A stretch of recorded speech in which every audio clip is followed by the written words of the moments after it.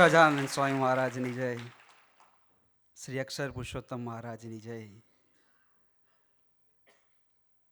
ગુરુવરી શાસ્ત્રીજી મહારાજની જય. ગુરુવરી યોગીજી મહારાજની જય. ગુરુવરી પ્રસાદ સ્વામીજી મહારાજની જય. પ્રગટ ગુરુ હરિ પરમ પૂજ્ય પ્રબોધ જીવન સ્વામીજી મહારાજની જય જય જય. હરિપ્રબોધમ પરિવારની જય. હરિપ્રબોધમ યુવા મહોત્સવની જય જય જય.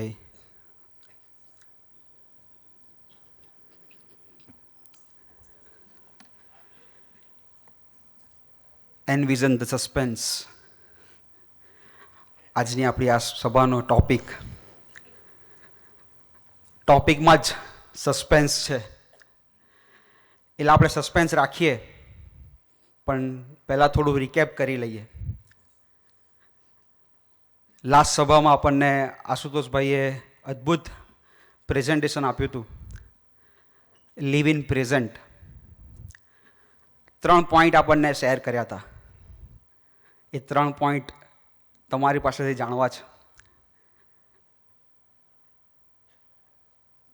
આ ભાઈ, હા તમે ઊભા થાવ ને, તમે પાછળ. હા યસ, એ પાછળ. ના તમે જ. હા, માઇક આપજો ને મને. લાસ્ટ સભામાં હતા ને તમે? યસ. 3 પોઈન્ટ્સ જો તમને યાદ હોય તો બધાને શેર કરો. તમારું નામ કહેજો પહેલાં. મારું નામ રીતેશ કટિયારે છે.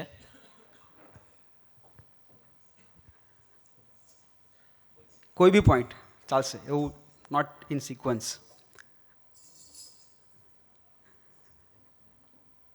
એ યાદ નથી મને.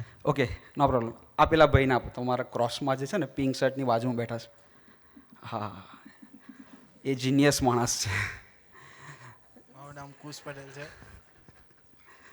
મને બી યાદ નહીં. ક્યાં વાત.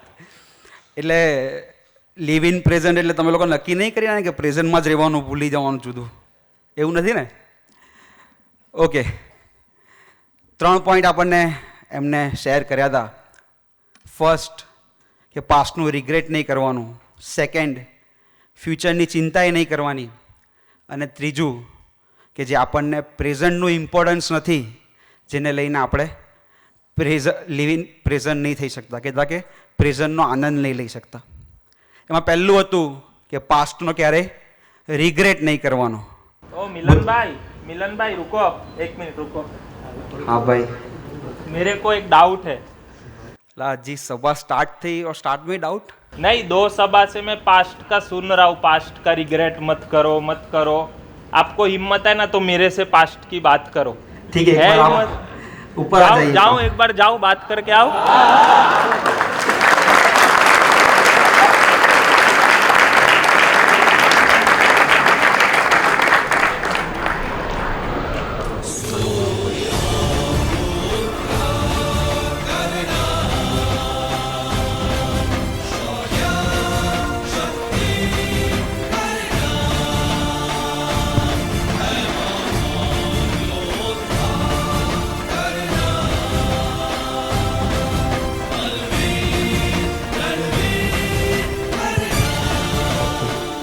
भाई कौन हो आप? कौन है हूं मैं? म्यूजिक से. मैं अंग देश का राजा हूँ, परशुराम का शिष्य हूँ. मैं हूँ कर्ण. वर्ण? अरे वर्ण नहीं, अभी बैकग्राउंड में सुना, कर्ण, महाभारत का कर्ण. वो मैं ऐसे एक बाण चलाता हूँ ना, सब हिल जाते हैं, वो वाला कर्ण भाई. यानी जो लास्ट सभा में हमने कर्ण की बात सुनी थी, वो कर्ण? लास्ट सभा में नहीं, सालों से जो सभा में चल रहा है ना, वो दानवीर कर्ण, वो वाला कर्ण भाई. ये लास्ट सभा नहीं. पर भाई हमें कैसे मालूम पड़ेगा कि आप कर्ण हो? कर्ण के पास तो कवच थे, कुंडल थे, धनुष था. अभी तो बोला दानवीर कर्ण भाई, सब दान करके आया हूँ. क्या बात. ભાઈઓ, આશુતોષભાઈ આપણને જે કર્ણની વાત કરી હતી, આજે આપણી સભામાં આવ્યા છે. એકવાર જોરદાર તાળી ભાઈ એમના માટે. पर आप भले ही देर हो पर दुरुस्त हो. मुझे मुहावरे मत सुनाओ मिलन भाई, मेरे को आपकी कोई तालियां वालियां भी नहीं सुननी. आप जो पास्ट की रिग्रेट की बात कर रहे हो ना, मेरे जैसा अगर पास्ट हो ना किसी का, तो उसको दवा काम नहीं आती, दुआ काम नहीं आती। पता है कैसा पास्ट था मेरा? भाई हमें तो मालूम है आपके पास के बारे में, और जाना भी है, सुना भी है, पढ़ा भी है। भाई मेरे को इंसाफ चाहिए, मैं इंसाफ लेने इस सभा में आया हूं। मैंने सुना है ये सभा में बड़े बड़ों को इंसाफ मिलता है, मुझे भी चाहिए भाई, इसलिए आया हूं। भाई कौन सा इंसाफ? कौन सा इंसाफ? भाई आप लोग थोड़ा सपोर्ट करना है, मैं अपना कहानी अभी सुनाता हूं, फिर आप बोलना मेरे को इंसाफ मिलना चाहिए कि नहीं, बराबर? मैं जब पैदा हुआ ना, तो मेरी माँ ने मेरे को छोड़ दिया, बराबर? अब ये ऐसे त्याग में मुझे इंसाफ मिलना चाहिए कि नहीं? क्या जो मेरी माँ ने मुझे छोड़ा वो मेरा अपमान था कि नहीं? बोलो, इसका इंसाफ चाहिए। चलो थोड़ा मैं बड़ा हुआ तो मैं गुरु द्रोण के पास गया, गुरु द्रोण के पास गया और बोला मुझे शिक्षा दे दो भाई। तो बोलता है तू क्षत्रिय नहीं है, तेरे को शिक्षा नहीं मिलेगी। तो ये बोल के बोलो शिक्षा जैसी छोटी चीज में मेरे को निकाल दिया। चलो डिग्री गई, कोई बात नहीं, मेरे हाथ से तो दिक्री भी चली गई। और दिक्री कैसे गई पता है? आप लोग को तो पता ही होगा, स्वयंवर में मैं भी गया था द्रौपदी के, पर उसमें हुआ क्या, वो अर्जुनिया पहले खड़ा था, और वो खड़ा था, छोड़ो, पहले मेरा नंबर था, उससे पहले मेरा नंबर था। वहां पे भी मुझे बोला चलो भाई निकलो, टाटा बाय बाय। फिर और अल्टीमेट तो तब हुआ कि जब मैं है ना अपने सबसे बड़े दुश्मन के सामने खड़ा था, और तब मेरे को पता चला भाई ये तो मेरा छोटा भाई है। तो मुझे इंसाफ मिलना चाहिए कि नहीं? बताओ, मिलना चाहिए ना यार, बताओ, उसमें क्या डर रहे हो भाई? अपने कर्ण जैसे ही है सारे भाई, बताओ, इंसाफ चाहिए ना? अपना भी ऐसा ही है। सब्र करो, रुको। अरे यार, क्या यार, सब्र, आप तो- महाभारत से अभी आप तक तो- सब्र ही कर रहा हूँ। हाँ, बोलो बोलो आप तो बोलो। आके ही अपने अन्याय के बारे में बोलने चालू कर दिया। चलो माना कि आपके साथ अन्याय हुआ है, पास्ट में आपको भी प्रॉब्लम्स हुई है, पर याद करो आपके साथ एक और व्यक्ति वहां पे थे जिनके साथ आपसे भी ज्यादा अन्याय हुआ है। ना, और वो ना, मेरे से ज्यादा कोई के साथ अन्याय नहीं हुआ भाई, मैं नहीं मानता। ऐसा, भले आप मानो या ना मानो, पर आप देख रहे हो ये मूर्ति को जिनके हाथ में बांसुरी है, याद करो वो थे आपके साथ वहां पे। ये बांसुरी वाले ये मेरे साथ थे ही नहीं, ऑपोजिट पार्टी में थे, ये कभी मेरे साथ नहीं थे। यही हमारी दिक्कत है मेरे भाई, हम सबको लगता है कि कभी कभी ये हमारे अगेंस्ट में होते हैं, पर ये सदैव हमारे साथ ही रहते हैं भाई।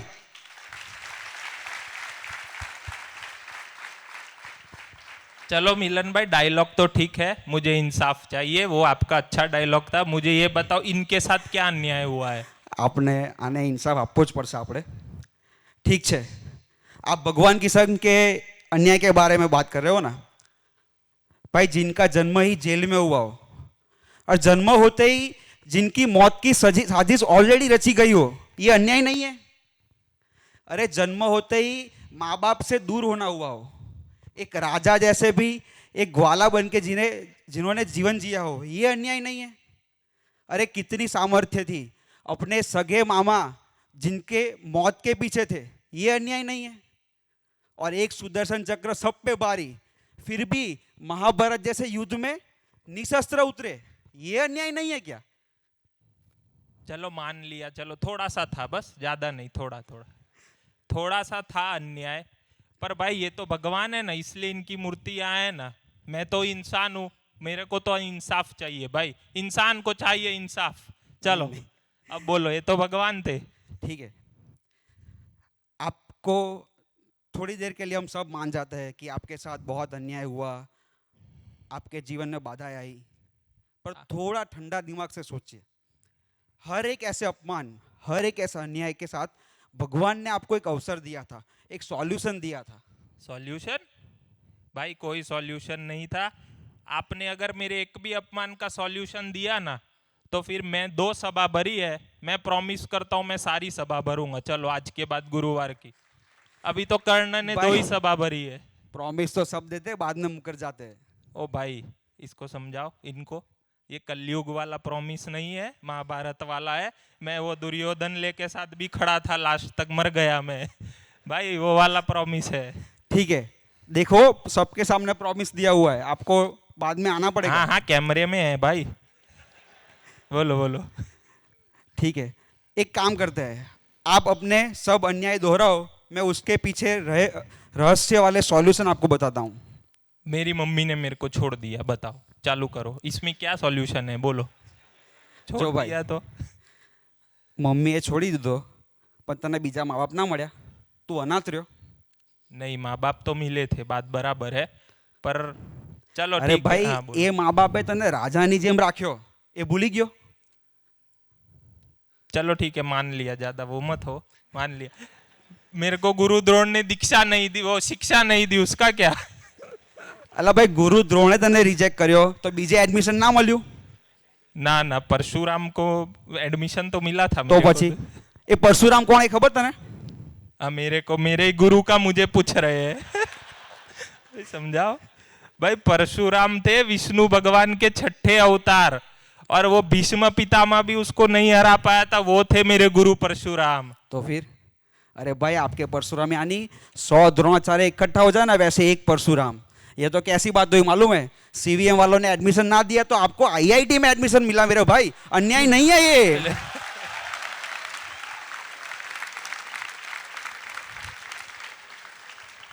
मैं आपकी बात समझ रहा हूं, पर हमारे टाइम सीवीएम और आईआईटी नहीं था, है, मेरे को वो मत बोलो। ठीक है चलो, ये तो हुई बात, पर एक इंपॉर्टेंट बात आपको शेयर करता हूँ। बोलो। आपको महाभारत के युद्ध दरमियान भगवान કિશને તમને એક ઓફર આપી હતી, એ ઓફર યાદ કરો। કઈ ઓફર ભાઈ, કોણ સી? આજ આપણે ભૂલી જઈએ। ભગવાનની ઓફર હતી તમને। ભગવાને આપણે તમને કીધું હતું કે તમે કર્ણ છો, 5 પાંડવોના મોટા ભાઈ છો તમે। જો તમે ધર્મની સાઈડ આવી જશો, કહેતા કે તમે ભગવાન કિશનની સાઈડ આવી જશો, તો આ 5 પાંડવ તમારી સેવામાં રહેશે। તમે હસ્તિનાપુરના રાજા હોત। વિચાર કરો, 5 પાંડવની શક્તિ, તમારું કવચ, તમારું કુંડળ, તમારા અસ્ત્ર, તમારા જેવું સમગ્ર વિશ્વમાં કોઈ શક્તિશાળી ના હોત। પણ તમે શું કર્યું? ભગવાનની ઓફરની સામે પેલા દુર્યોધનની ખોટા વચનો આપી દીધા અને એનામાં તમે પ્રોબ્લેમ્સ કહીને રડવા લાગ્યા। પણ આ બધું જોઈને એવું લાગે છે કે તમારી જોડે અન્યાય નહીં, પણ તમારા જેવો કોઈ ભાગ્યશાળી નહોતો। આવી ઓફર મહાભારતમાં કોઈને નથી મળી। સાચી વાત ને? क्या बोलते हो, मान जाऊं? हैं? वैसे मिलन भाई की बात तो सही है कि मेरे जीवन में जरूर प्रॉब्लम्स तो बहुत थी, पर आज एक नया एंगल ये मिला कि मेरे हर प्रॉब्लम के पास मेरे साथ एक सॉल्यूशन भी था। अगर मैंने वो सॉल्यूशन ले लिया होता तो पता है क्या होता? मेरा कवच कुंडल रहता, मेरे पास मेरा ब्रह्मास्त्र रहता, और सबसे बड़ा, जो अर्जुन मेरे सामने खड़ा था, शायद मिलन भाई वो मेरे साथ खड़ा होता, है ना? सही बात है ना? तो कहने का मतलब ये है कि चलो मेरी कहानी तो बहुत पुरानी है, सबको मालूम है, मेरे को तो कोई समझाने वाला नहीं था, पर आज ईर्ष्या तो इस बात की हो रही है कि आप लोग सबके पास तो ये सभा है, ये ऐसी सभा है, यहाँ पे ऐसे संतो है जो प्रॉब्लम्स में सॉल्यूशन तो देते ही है, पर साथ में उस सॉल्यूशन में अपने साथ भी चलते हैं, है कि नहीं? तो कुल मिला के जो भी अपने मेरे जीवन और आप सबके जीवन में जो छोटा बड़ा होता हुआ है, जो होगा, और जो आगे और अभी जो चल रहा है अपने साथ, वो सबको करता कौन है? वो सबको करता है भगवान। और उससे ऊपर आज मिलन भाई से बात करके मालूम पड़ा कि वो भगवान तो करते हैं, पर वो सब मेरे अच्छे के लिए करते हैं। इसीलिए मिलन भाई, थोड़ा सा मेरा डायलॉग चेंज है कि कर्ण के जीवन में तो ना दवा काम आएगी ना दुआ, पर आप सबके जीवन में जहां ना दवा काम आएगी ना दुआ, वहां काम आएगी प्रबोध स्वामी की ये युवा सभा।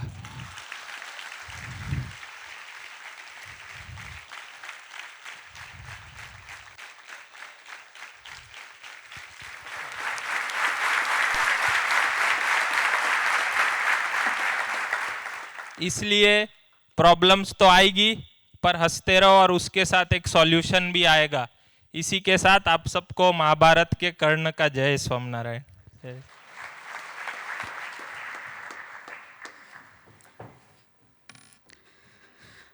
ફાઇનલી ડાઉટ ક્લિયર થયો છેલ્લે। યસ, બહુ સારી વાત કીધી. લાસ્ટ ટાઈમ પ્રથમ 27નું એક કોટ આશુતોષભાઈ આપણને કીધું હતું.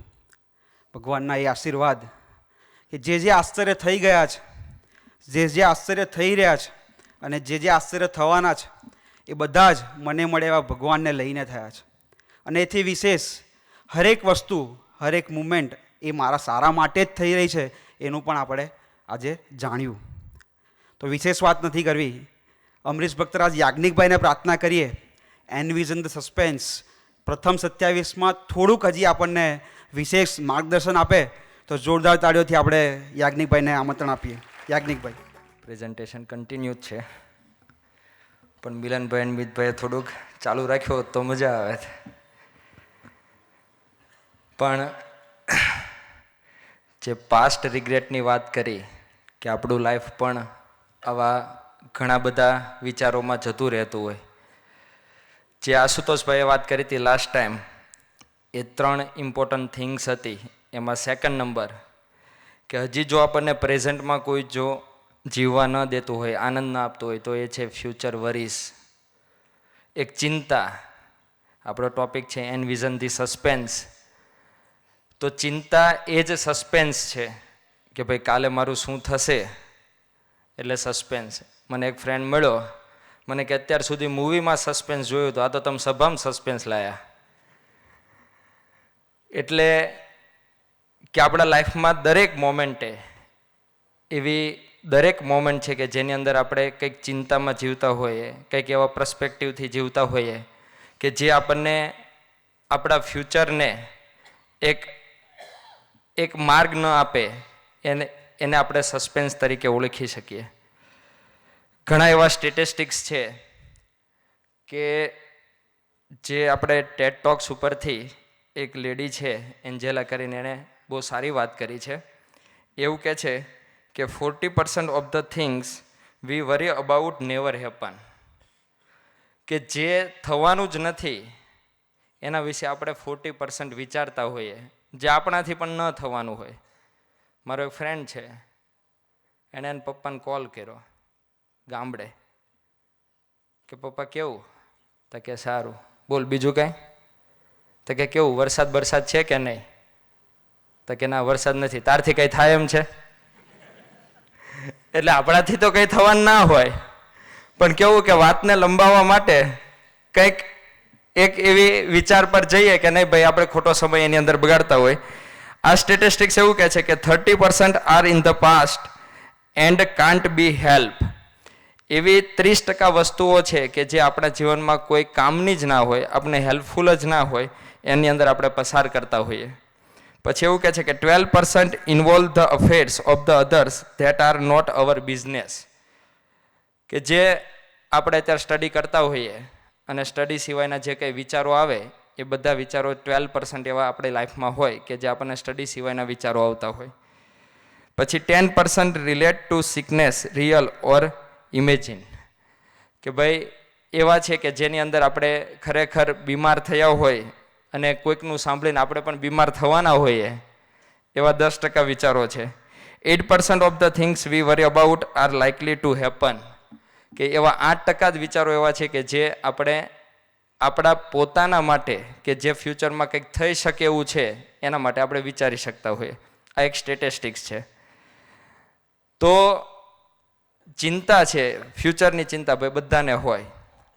અહીંયા બેઠેલા છે બધાને હોય કે ભાઈ ભવિષ્યમાં મને નોકરી મળશે કે નહીં મળે, સેટિંગ ટકશે કે નહીં ટકે, એની પણ ચિંતા હોય. ઘણા બધાને કે ભાઈ આજે વાત કરી છે તો કાલ મારે યારે વાત કરશે કે નહીં કરે.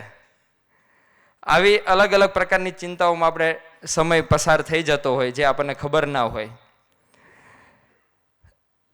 આમાં અત્યારે લાસ્ટ 3 યર્સથી જો બહુ મોટી ટ્રેજેડી હોય તો આપણને બધાને ખબર છે કે કોરોના એક ડિસીઝ એવો હતો કે જેની અંદર કોઈ ચિંતા વગરનું હોય એવું આપણને દેખાતું નહોતું. તો એની અંદર જો વિચાર કરીએ, કારણ કે મેં અનુભવ્યું છે જેને થયો હોય ને, આમાં કેટલાને કોરોના થયો હતો એવા છે? કોઈ હાથ ઊંચો કરો તો. હા છે, 10 to 20% લોકો છે ભાઈ કોરોના થયેલા હોય. તો એ લોકોને ખબર પડે કે ભાઈ એ વખતે પરિસ્થિતિ શું થાય. આપણને અત્યારે ઇઝી લાગે કે ભાઈ એમાં શું કોરોનામાં, પણ જેને થયો હોય એને ખબર પડે. તો એ વખતનો એક સ્ટેટિસ્ટિક્સ છે કે ભાઈ ચિંતા શું કરી શકે. ટાઈમ્સ ઓફ ઇન્ડિયામાં આવેલો છે ભાઈ, એવું નથી કે ભાઈ લોકલ સમાચાર પત્રમાં આવેલો, ટાઈમ્સ ઓફ ઇન્ડિયા છે. એની અંદર કર્ણાટકની અંદર એક એરિયા હશે, તો ત્યાં એરિયાનો થોડોક સર્વે થયો હશે અને એમાં એક વ્યક્તિને આખા એરિયામાં બધાના રિપોર્ટ કરાવ્યા. તો એમાં એક રિક્ષા ચાલક હશે, રિક્ષાવાળો હશે, ડ્રાઈવર, એને કોરોના પોઝિટિવ એવું ત્યાંની મ્યુનિસિપલ જે કોર્પોરેશન હશે એને ફોન કરીને કીધું ભાઈ તમને કોરોના પોઝિટિવ છે. તો પેલો એવું સાંભળ્યું અને ફોન એને મૂક્યો. એવું વિધિન 1.5 hour, અડધો જ કલાકમાં એને એટલી બધી ચિંતા થઈ કે હવે મારી ટેક કેર કોણ કરશે, મને સાચવશે કોણ, મારી પાસે પૈસા નથી, આટલું બધું કોણ આગળ ચલાવશે. તો એ ચિંતા થઈ, એ ચિંતામાં એ વ્યક્તિ ત્યાં જ મરી ગયો. તો એ ચિંતા શું કરી શકે, તો ત્યાં એ મરી ગયો. પછી એની બોડીને, હવે આવો કોઈ કેસ થાય તો બોડીને પોસ્ટમોર્ટમમાં કે જે કંઈ પ્રોસેસ કરવાની હોય પ્રોસેસ કરવા માટે લઈ ગયા. તો ચેક કર્યું ત્યારે ખબર પડી કે ભાઈ આ વ્યક્તિને તો એકચ્યુઅલમાં કોરોના હતો જ નહીં. ખાલી પહેલાં એ કીધું, એ કહેવામાંથી એ ચિંતામાં વ્યક્તિ ત્યાં ધામમાં જતો રહ્યો. એટલે ચિંતા વસ્તુ એવી છે, સસ્પેન્સ, કે જે આપણે જોઈ શકતા નથી, પણ એના વિચારમાં રહીએ તો પણ આપણે એનું રિઝલ્ટ શું આવે એ આપણને ખબર નથી. જો આગળ વાત કરીએ, કારણ કે જે કંઈ કોરોનામાં ઇન્સિડન્ટ બન્યા એમાં ઘણા બધાને સમજો કે જે લોકોને ભગવાનની સત્તા ખબર હતી, એનો પાવર ખબર હતી, એ નિશ્ચિંતાથી ફરતા હતા. જેને ખબર હતી એની વાત છે. પણ જે લોકોને ભગવાનની સત્તા નહોતી ખબર એને એકચ્યુઅલમાં કોરોના લાગી ગયો. પ્લસ મીન્સ કે એની ચિંતામાં એ લોકોએ સમયને બગાડ્યો. તો ગુણાતીતાનંદ સ્વામીની વાતમાં લખ્યું છે કે જો માર કરતો કોઈ આવતો હોય તો એમ સમજવું છે મારા સ્વામીનું જ કર્યું સર્વે થાય છે, પણ એ વિના કોઈ પાંદડું પણ હલાવ્યું હલતું નથી. એ ગુણાતીતાનંદ સ્વામીની વાતમાં છે કે જે કંઈ થઈ રહ્યું છે, મિલનભાઈએ કીધું, અને જે કંઈ ફ્યુચરમાં થવાનું છે, જે અત્યારે થઈ રહ્યું છે અને પાસ્ટમાં થયું, એ મને મળ્યા એવા પ્રત્યક્ષ ભગવાન વતે જ થાય છે, એ સિવાય બીજો કોઈ કરનાર નથી એમ માને. એવું જ ગુણાતીતાનંદ સ્વામી આ અર્થ કાઢીને કહે છે. તો આપણે એક પ્રસંગ વિચારીએ કે ભાઈ આ સિનારીઓમાં કોરોનામાં કે ભાઈ એક બાજુ દુનિયા છે અને એક બાજુ આપણો ભગત છે, એક બાજુ આપણો યુવક છે. તો આ સિચ્યુએશનમાં શું કરે છે, એને ચિંતા કેવી, એને પણ ચિંતા આવે છે, તો એની પાસે સોલ્યુશન શું છે. કીધું ને કે ભાઈ દરેક પ્રોબ્લેમ છે તો પ્રોબ્લેમનું સામે સોલ્યુશન તો છે જ. તો એક યુવક છે ઝીલ ત્રિવેદી કરીને, આપણી એવીડી હોસ્ટેલમાં જ રહેતા હતા. અત્યારે તો બહુ સારી પોસ્ટ ઉપર છે.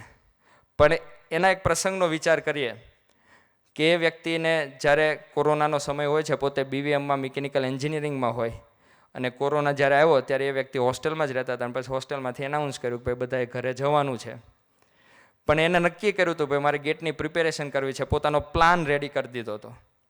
અને એ પ્લાન આખો ડિસ્ટર્બ, જો ઘરે જાય તો આખો પ્લાન એનો ડિસ્ટર્બ થાય.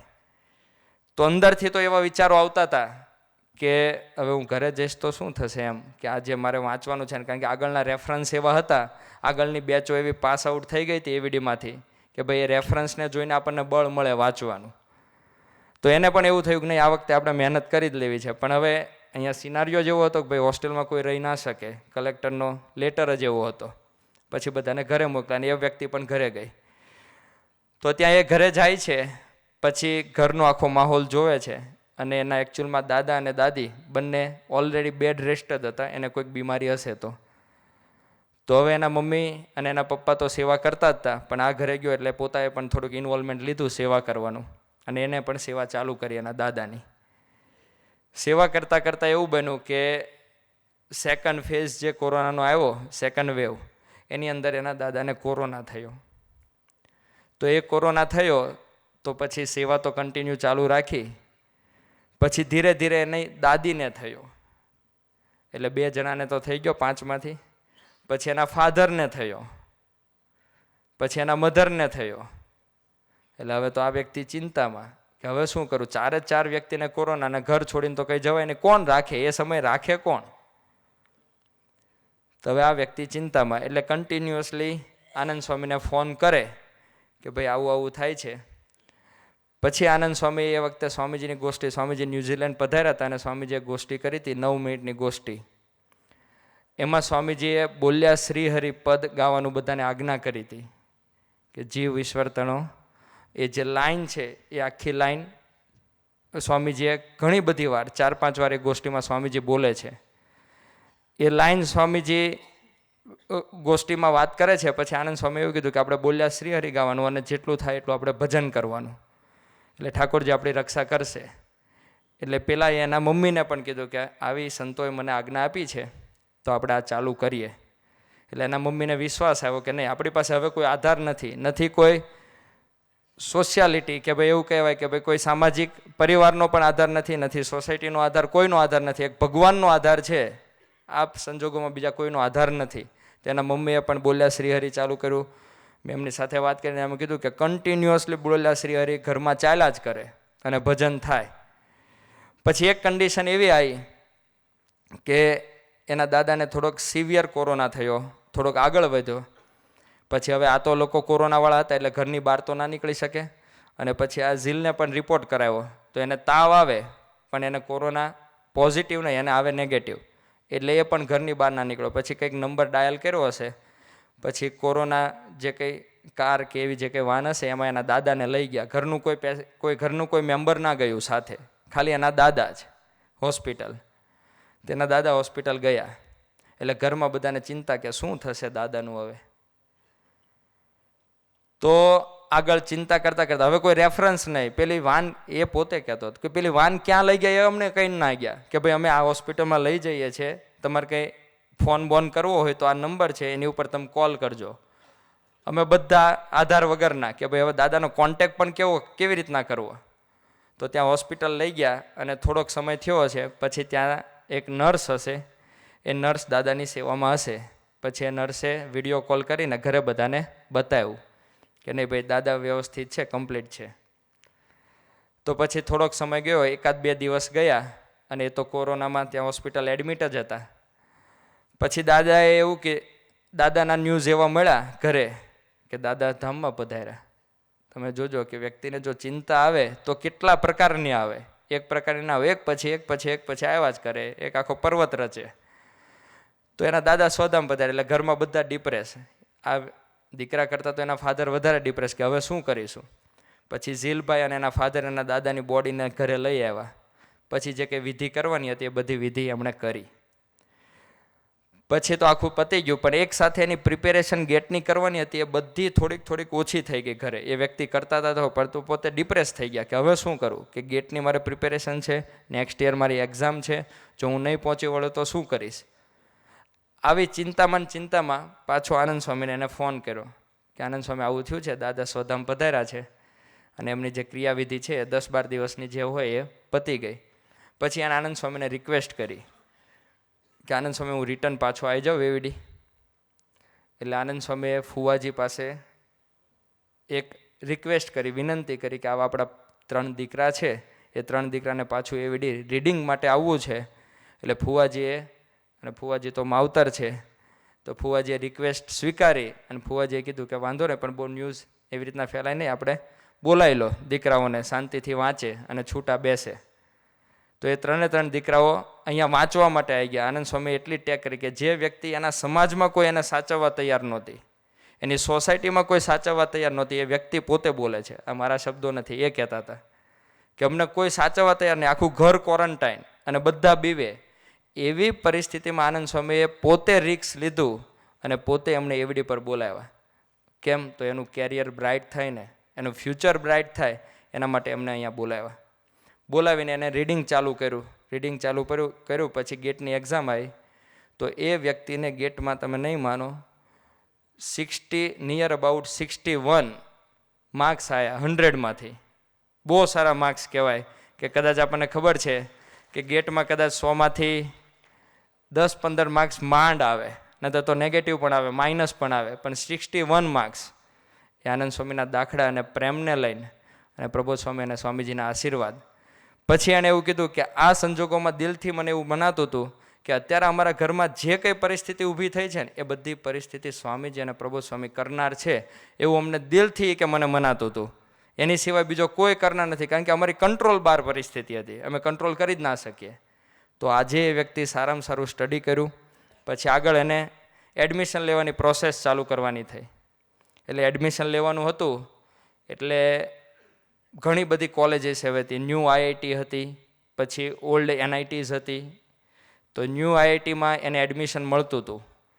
હવે આપણે હોઈએ તો આપણે શું કરીએ? બોલો, હું તમને ચોઈસ આપું કે આઈઆઈટી અને એનઆઈટી છે, તમે કેમાં સિલેક્ટ કરો? કોનામ કરો? IIT, obvious. તો આ આપણી બુદ્ધિ એવું કહે છે કે ભાઈ હું આઈઆઈટી સિલેક્ટ કરું, પણ એને આનંદ સ્વામીએ શું માર્ગ આપ્યો, શું રાઈટ એને ડિસિઝન આપ્યું? આનંદ સ્વામી એને એવું કીધું કે ના બેટા, આપણે એવું નથી જોવું. આપણે એક કામ કરો કે કઈ આઈઆઈટી આઈઆઈટીના ટેગ માટે આપણે નથી જવું આઈઆઈટીમાં. આપણે પ્લેસમેન્ટ ક્યાં સારું થાય છે એ કોલેજમાં આપણે જઈએ. એકચ્યુઅલમાં એવું હતી કે જે આઈઆઈટીમાં મળતું હતું એ નવી આઈઆઈટી હતી, કદાચ થોડાક વર્ષો પહેલાં જ બની હશે. પણ જે એનઆઈટી હતી એ બધી ઓલ્ડ હતી. તો પછી આજે એવું કહેતા હતા કે પછી મેં આનંદ સ્વામીના વચને એનઆઈટીમાં એડમિશન લીધું. એનઆઈટી સુરતકલ કર્ણાટકામાં છે, એની અંદર એને એડમિશન લીધું. અને એડમિશન લઈને એના ઓલ ઓવર 2 years 9 CGPA સાથે પાસ આઉટ છે એ વ્યક્તિ.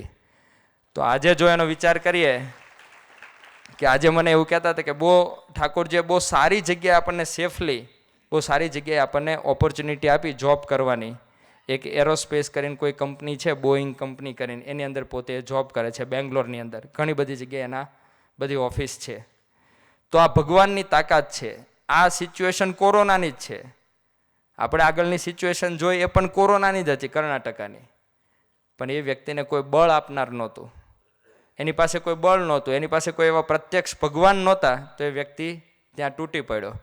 પણ આ વ્યક્તિ પાસે આટલી બધી, પેલા કરતાં તો પેલાને તો ખાલી શબ્દ જ મળ્યો હતો કે નહીં ભાઈ તને ખાલી કોરોના પોઝિટિવ છે, એટલો વર્ડ જ મળ્યો હતો, ત્યાં એ પોતે મરી જાય છે, ડેડ થઈ જાય છે. અને આ વ્યક્તિ ઉપર તો એક પછી ભગવાન પરીક્ષા એના ઉપર કર્યા જ કરે છે, પણ આ પરીક્ષામાં પાસ થયા જ કરે છે. તો આ છે ભગવાનની તાકાત. ફ્યુચરની ચિંતા કે મને મળે એવા પ્રત્યક્ષ ભગવાન વતે જ થાય છે. અમે બધા 2015માં સ્વામીજીના દર્શન કરવા માટે ગયા હતા. આ વચ્ચે મને યાદ આવ્યું એટલે કે અમને પણ એક ચિંતા હતી કે બેચલર પત્યા પછી શું કરીશું. કારણ કે અમે 3rd yearમાં હતા ત્યારે આનંદ સ્વામી અમને 40-45 જણાને સ્વામીજી પાસે લઈ ગયા હતા હરિધામ. અને અમને બધાને ચિંતા હતી કે ભાઈ બેચલર પછી શું કરીશું, કારણ કે માસ્ટર કરવાની કોઈ તાકાત હતી નહીં, એવા કોઈ CGPA હતા નહીં કે માસ્ટર કરી શકીએ. તો પછી સ્વામીજીએ બધાને આશીર્વાદ આપતા સ્વામીજી એવું કીધું હતું, જે સસ્પેન્સની વાત છે ને, કે જ્યાં ભગવાન છે ત્યાં સસ્પેન્સ જેવું કાંઈ છે જ નહીં. કારણ કે એની દુનિયામાં કોઈ સસ્પેન્સ છે જ નહીં. કારણ કે એ જે કંઈ કરે છે આપણા હિત માટે જ કરે છે, એની સિવાય કોઈ કરનાર નથી. તો સ્વામીજી પાસે ગયા અને સ્વામીજી અમને બધાને આજ્ઞા આપી. સ્વામીજી કે આપણે બધાએ માસ્ટર કરવાનું કમ્પલસરી. એટલે બધાને માસ્ટર અમે બધા હતા. આનંદ સ્વામીએ કીધું ભાઈ આપણે સ્વામીજીની આજ્ઞા છે એટલે બધાએ માસ્ટર કરવાનું. તો મને માસ્ટર તો સ્વામીજીની આજ્ઞાથી કર્યું. અને સ્વામીજી એવું કહેતા કે જો માસ્ટર કરશો તો કેળા, અને જો PhD કરશો તો ઘી કેળા. તો હવે આમાં સસ્પેન્સ જેવું કંઈ રહ્યું જ નહીં. ફ્યુચરની જે ચિંતા હતી એ ઘી કેળામાં સ્વામીજીએ આપી દીધી. તો એવા પુરુષ આપણને મળ્યા. સ્વામીજીની 2019ની ગોષ્ઠીનો વિચાર કરીએ તો સ્વામીજી એની અંદર કેટલા બધા આશીર્વાદ આપ્યા છે કે આપણે મર્યા પછી કોઈ સસ્પેન્સની વિચાર કરવા જેવો નથી. મર્યા પછી પણ સ્વામીજી એ ગોષ્ઠીમાં, તો એ ગોષ્ઠી મને બહુ ગમે એટલા માટે કારણ કે સ્વામીજી આશીર્વાદનો અઢળક પ્રવાહ વહેવડાવી દીધો. તો સ્વામીજી એવું કીધું એની અંદર કે ભાઈ જે આ સભામાં બેઠા છો એ બધાની 71 પેઢી તરી જશે. 71 પેઢીના આશીર્વાદ સ્વામીજી એ વખતે આપ્યા હતા. હવે આમાં શું સસ્પેન્સ? કોઈ જીવનમાં સસ્પેન્સ ના રહ્યું. પાછળના 10, અત્યારે હું બોલવા જાઉં તો મને 4 દાદા સુધી ખબર છે, 5મા દાદા નથી ખબર. સ્વામીજીએ 71 પેઢીના આશીર્વાદ આપી દીધા. સ્વામીજી કે આ સભામાં જે બેઠા છો એને નોકરી શોધવા નહીં આવી પડે, નોકરી સામેથી શોધતી આવશે. એ સ્વામીજીના 2nd આશીર્વાદ હતા. પછી સ્વામીજી આગળ વાત કરી કે તમે જે આ સભામાં બેઠા છો એ બધાને ભગવાન સ્વામિનારાયણ તેડવા આવશે. તો હવે આમાં શું રહ્યું? કશું બાકી ના રહ્યું. સ્વામીજી અઢળક આશીર્વાદ એ ગોષ્ઠીમાં આપ્યા છે. આજે વિચાર કરતા હતા, ઘણા બધા આશીર્વાદ છે, અમે લખ્યા છે 19 જેટલા આશીર્વાદ છે એની અંદર, કે સ્વામીજી એક પછી યુવકો, સ્વામીજીએ યુવકો માટે એવા આશીર્વાદ આપ્યા હતા કે દુનિયાના કોઈ પણ ખૂણે જશો, ખાલી સંતો સાથે દોસ્તી રાખજો અને સભા ભરતા રહેજો, ઠાકોરજી આપણને સેટ કરશે ને કરશે. સ્વામીજી એવા પણ આશીર્વાદ આપ્યા હતા, દુનિયાના કોઈ પણ ખૂણે જાઓ તો પણ. તો હવે કોઈ સસ્પેન્સ જેવું આપણા જીવનમાં રહ્યું જ નહીં. તો આગળ એક પ્રસંગનો વિચાર કરીએ કે આપણે બધા ઓળખીએ છીએ મનીભાઈને, જર્મનીના મનીભાઈ. સમયામાં પણ ઘણી બધી વાર આપણે દર્શન કર્યા છે કે એમના જીવનમાં એક નાનકડો એવો, નાનો તો ના કહેવાય, પણ એક ડિસીઝ આવે છે અને સમય થાય છે, પોતાને તો ના ખબર પડે, પણ એમના વાઈફ છે સુયોગીબેન, એમણે જોયું તો મનીભાઈની એક આંખ થોડીક વધારે મૂવમેન્ટ કરે અને એક આંખ ઓછી મૂવમેન્ટ કરે. પછી એની જે બોડીની નોર્મલ મૂવમેન્ટ હોય એ પણ બદલાઈ ગઈ. એટલે એમને થોડોક ડાઉટ થયો કે ભાઈ આપણે ડૉક્ટરને કન્સલ્ટ કરવા પડે. તો એમણે ડૉક્ટરને કન્સલ્ટ કર્યા અને ડૉક્ટરે જોયું, તપાસ કરી, તો ડૉક્ટર ત્યાં જ રડી પડ્યા. હવે આ પરિસ્થિતિનો વિચાર કર્યા કે આપણે સામે ડૉક્ટર રડી પડે તો આપણું શું થાય? આપણે બેભાન થઈ જઈએ. એટલે ભાઈ ડૉક્ટર જ રડી પડે છે, હું તારી પાસે આવ્યો છું, ખુલ્લો તારી પાસે થવાનું, તું રડે તો અમારું શું થાય? તો સામે ડૉક્ટર જ રડી પડ્યા. પછી મનીભાઈએ કીધું, ભાઈ થયું શું તમે કહો, તમે ચિંતા નહીં કરતા. પછી એણે એવું કીધું ડૉક્ટર કે તમને તો MS થયો છે. તો મનીભાઈ સહજતાથી બોલ્યા કે ચિંતા ના કરો, MS એટલે મહારાજ અને સ્વામી મારા બ્લડમાં. MS નો અર્થ શું કાઢે છે? મહારાજ અને સ્વામી મારા બ્લડમાં. એકચ્યુઅલમાં મલ્ટિપલ સ્કેરોસિસ એવું એક ડિસીઝ છે, જે અમે પર્સન્ટેજ જોયા તો 0.225% પોપ્યુલેશન, એની અંદર 0.225% લોકોને આ થાય છે 100માંથી. એટલો ભયંકર ડિસીઝ છે, કેન્સર કરતાં, એઇડ્સ કરતાં, બધા કરતાં ચડે એવો ડિસીઝ. તો આવા ડિસીઝમાં સહજતાથી જો આવું નીકળે કે મારા બ્લડમાં, હવે એકચ્યુઅલમાં તમે એમાં જુઓ ને તો એ ડિસીઝમાં થાય શું, તમે એના સિમ્ટમ્સ જુઓ, એના લીધે શું થાય એ તમે કદાચ ગૂગલ પર સર્ચ કરશો ને તો ખબર પડશે. તમારી મેમરી જ લોસ થઈ જાય, બોડી લોસ થાય બરાબર છે, પણ તમારી મેમરી જ લોસ થઈ જાય. મેમરી લોસ થતા વિઝન જતું રહે, બેક પેઇન થાય, તમારી નોર્મલ મૂવમેન્ટ છે, નોર્મલ મૂવમેન્ટ બિહેવિયર ના કરે, ગમે તેમ તમે બિહેવ કરો, એવા બધા અંદર રીઝન લખેલા છે.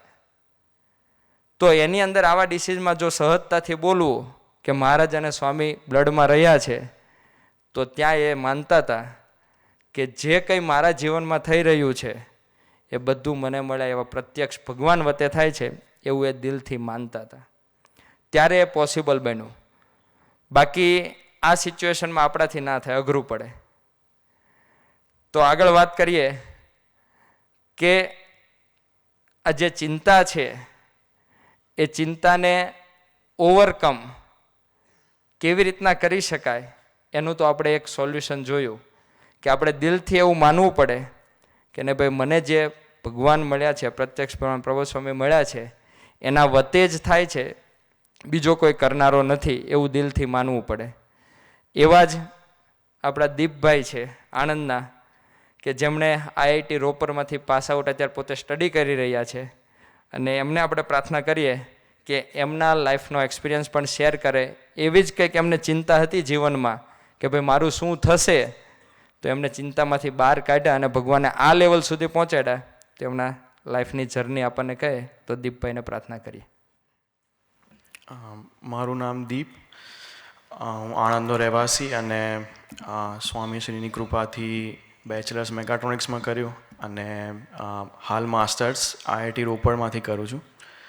તો 2017માં પહેલી વખત સભા ભરવા આવ્યો હતો અહીંયા. પહેલી વખત સભા 2017માં ભરેલી. પછી તે વખતે એમ સભા ઓન ઓફ ભરતો, એમ ક્યારે ક્યારે આવતો, ક્યારે ક્યારે નહોતો આવતો. પછી ધીમે ધીમે અહીંનું એન્વાયરમેન્ટ અને ચિરાગભાઈ સાથેનો સંબંધ, એના લીધે ધીરે ધીરે સભા રેગ્યુલર ભરતો થયો. પછી ધીમે ધીમે ચિરાગભાઈના લીધે આનંદ સ્વામી સાથે દોસ્તી થઈ અને એમ પછી ધીરે ધીરે વધારે રેગ્યુલર સભા ભરતો થયો. પછી જ્યારે 3rd યરમાં આવ્યો ત્યારે એમ જ્યારે બેચલર્સમાં એડમિશન લીધું હતું ત્યારે વિચાર્યું લેવું કે બસ આવું ભણવાનું બહુ થઈ ગયું, હવે બસ પ્લેસમેન્ટ લઈને સીધું હવે જોબ પર જ જવું એમ. ભણવાનું પૂરું થઈ ગયું બસ. હવે ક્યારે માસ્ટર્સનું નહોતું વિચાર્યું અને ક્યારે એવું નહોતું વિચાર્યું કે આવી રીતે કોઈ ઇન્ડિયાની સારી ઇન્સ્ટિટ્યૂટમાં જઈશ ને માસ્ટર્સ કરીશ એમ. પણ થર્ડ યરમાં જ્યારે આવ્યા ત્યારે આનંદ સ્વામી સાથેની દોસ્તી હતી તો એમને એવું સજેસ્ટ કર્યું કે આપણે એમ ગેટ આપે તો સારું એમ, અને એમ સારી ઇન્સ્ટિટ્યૂટથી માસ્ટર્સ કરીએ તો સારું. તો એમની સાથે દોસ્તી હતી એટલે એમ મનમાં એવું હતું કે પ્લેસમેન્ટ લઈ લઈએ તો સારું એમ, પણ એમની સાથેની દોસ્તી હતી એટલે એમને એમનું માન્યું અને જેમ માન્યું અને પછી ગેટની તૈયારી ચાલુ કરી. ગેટની તૈયારી ચાલુ કરી દીધી હતી પણ મનમાં તો એવું જ હતું કે પ્લેસમેન્ટ લેવું અને પછી નીકળી જવું એમ. તો થયું એવું કે ફોર્થ યરમાં આવ્યા ત્યારે કોરોનાની સેકન્ડ વેવ આવી તો પ્લેસમેન્ટ થતા નહોતા એમ, 0 પ્લેસમેન્ટ હતું.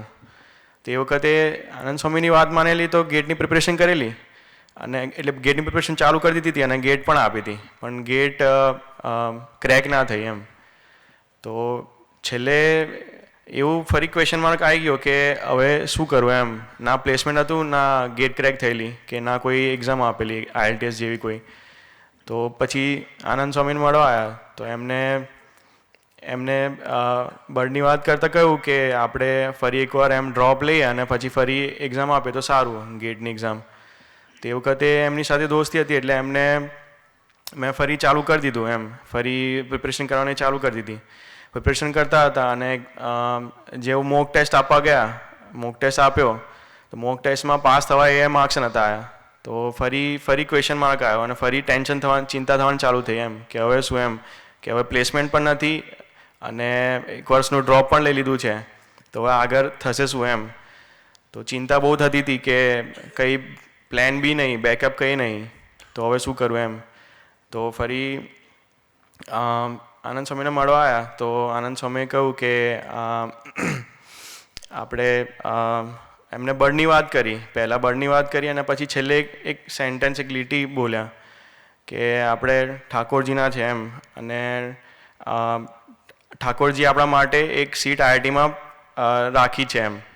જેવું એમને આ સેન્ટેન્સ બોલ્યા ને તો એટલા દિવસની ચિંતા હતી અને હૃદયમાં એમ ભરતીઓટ આવ્યા કરતા હતા કે હવે શું થશે એમ. તો જેવું એમને આ સેન્ટેન્સ બોલ્યા ને તો એકદમ ભરતીઓટ બધા શાંત થઈ ગયા એમ અને ફરી પાછા ગેટની પ્રિપરેશનમાં લાગી ગયા એમ. તો ગેટની પ્રિપરેશન કરતા હતા અને પછી ગેટની એક્ઝામ આવી તો ગેટના એક્ઝામમાં 2 પેપર આપ્યા હતા, એક એન્જિનિયરિંગ સાયન્સીસ અને એક મેકેનિકલ મેઇન. તો એમાં એક પેપર ક્રેક થઈ ગયેલું અને બીજું પેપર ક્રેક નહોતું થયું જે મેકેનિકલ મેઇન હતું. એમાં ઠાકોરજી 0.5 માર્ક્સથી ક્રેક નહોતા થવા દીધું એમ. તો એમાં ગેટની એક્ઝામનું ખબર હશે જાને, તો એમાં એવું છે કે જે રિઝલ્ટ આવે એના પછી 4-5 દિવસ પછી એનું ગેટ સ્કોર કાર્ડ હોય એ ડાઉનલોડ કરવાનું હોય. તો એક પેપર ક્રેક થયેલું તો મેં ગેટ સ્કોર કાર્ડ ડાઉનલોડ કરવા માટે સાઇટ ખોલી એમ. તો સાઇટ ખોલી તો એમાં બંને ગેટ સ્કોર કાર્ડ ડાઉનલોડ થતા હતા. અને ગેટની એક્ઝામિનેશનમાં એવું છે કે જો તમે પાસ થયા હો તો તમારું સર્ટિફિકેટ ડાઉનલોડ થાય, બાકી ડાઉનલોડ ના થાય. હું 0.5 માર્ક્સ માટે પાસ નહોતો થયો તો પણ એમ ઠાકોરજી ખબર નહીં કેવી રીતે એમને બંને ગેટ સ્કોર કાર્ડ ડાઉનલોડ કરાવડાયા. ગેટ સ્કોર કાર્ડ ડાઉનલોડ કરી લીધા પણ એ વખતે એવું લાગ્યું કે કંઈક ગ્લિચ હશે એમ સોફ્ટવેરમાં. તો પછી એમાં એવું આગળ સ્ટેપમાં એવું છે કે કોપ કરીને એક પ્લેટફોર્મ હોય એની પર આપણે એપ્લાય કરવું પડે, એના પછી રાઉન્ડ્સ પડે એમ. તો એમાં જ્યારે એપ્લાય કરવાનું થયું તે વખતે હું ટ્રાય કરતો હતો કે આ બીજું જે મેઇન મેકેનિકલનું ગેટ સ્કોર કાર્ડ છે એનાથી એપ્લાય કરું, પણ એ એપ્લાય થયા જ નહીં એમ, કારણ કે એમના ડેટાબેઝમાં હતું જ નહીં, મારું જે માર્ક્સ હતા એ હતા જ નહીં માર્ક્સ, તો એપ્લાય થાય નહીં એમ. તો એ એપ્લાય કરતો હતો પણ પછી છેલ્લે એવું લાગ્યું કે હવે આ ગ્લિચ છે ને એમાં થાય એવું નહીં, તો પછી છેલ્લે છોડી દીધું હતું એમ કે હવે નહીં કરવું આગળ. પછી એ દિવસે છે ને જે દિવસ ટ્રાય કરતા હતા એ દિવસે પછી સાંજે આરતીમાં અહીંયા એવીડી આવ્યા હતા. તો એ દિવસે આરતી પછી એક ફ્રેન્ડ છે એમને પૂછ્યું કે કેવું એપ્લાય કર્યું કે નહીં એમ. તો મેં એમને કહ્યું કે આવું થાય છે કે એપ્લાય નહીં થતું એમ. તો એમને સોલ્યુશન આપ્યું, મેં એ સોલ્યુશન ઘરે જઈને એપ્લાય કર્યું. તો ખબર નહીં કેવી રીતે પણ એમને ઠાકોરજીએ છેલ્લે એક કલાક બાકી હતો એપ્લાય કરવાનો એમાં એમને એન્ટ્રી કરાવી દીધી એમાં એ પોર્ટલ પર.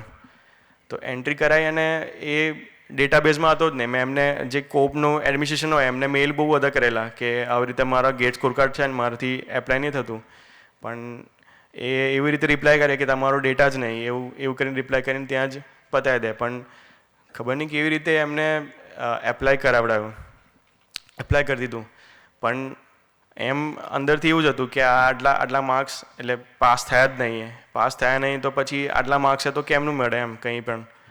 તો જેમ રાઉન્ડ પડતા ગયા એમ પહેલો રાઉન્ડ, બીજો રાઉન્ડ, ત્રીજો રાઉન્ડ પર રાઉન્ડ થતા ગયા અને પછી ખબર જ હતી કે નહીં મળે એમ.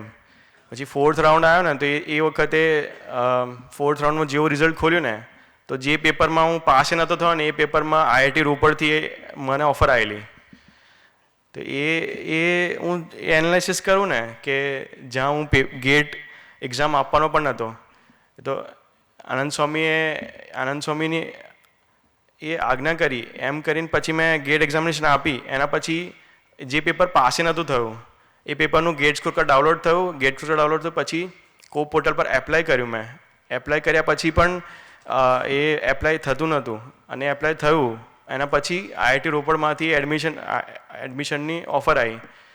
તો એ વખતે આવી રીતે થોડા ગ્રુપ્સ બને, જે આવી રીતે જ્યારે ગેટનું રિઝલ્ટ આવે ત્યારે ગ્રુપ્સ બને ટેલિગ્રામ ને વોટ્સએપ પર, જેમાં આપણે જોઈ શકીએ કે આમ બધા બીજા જે બીજા કેન્ડિડેટ છે એમને કંઈ ઓફર આવી એમ. તો મેં એનાલિસિસ કર્યું હતું કે મારા જે ગેટ સ્કોર હતો જેના પર મને મળ્યો એનાથી ડબલ ગેટ સ્કોર હતો એમને પણ મને જે IIT મળ્યું એ IIT નહીં મળ્યું. મારી જેવી સેમ એમને ચોઇસ ફિલિંગ કરેલી, મારા જેવું સેમ એમને પ્રેફરન્સ આપેલા, પણ મારા ગેટ સ્કોરે મને મળી ગયું. તો હું એ જોઉં કે ભગવાનના સંતે જે એમના મોઢાથી નીકળેલું વાક્ય પણ એમાં ભગવાને ભળવું જ પડે એમ.